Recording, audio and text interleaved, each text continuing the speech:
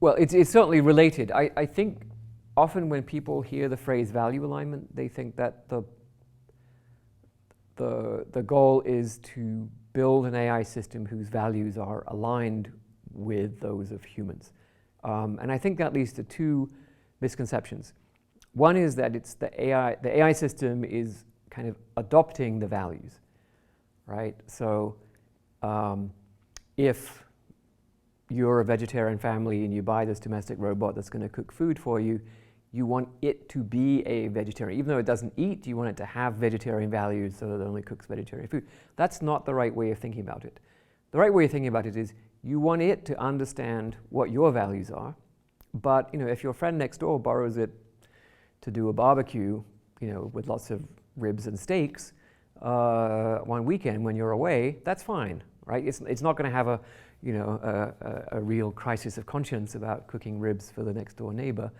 Because it's not adopting the values, it's simply learning to predict the preferences of ultimately, all 7 billion of us, right? And we can all be different, and that's fine. It can maintain 7 billion preference models. Facebook already does, so that's fine. The other thing is that we absolutely do not expect the machines to have complete and correct models of the preferences of the people that it's on whose behalf it's working. You're always going to be dealing with fundamental uncertainty about the true preferences of the individual. And yet you still need to be useful.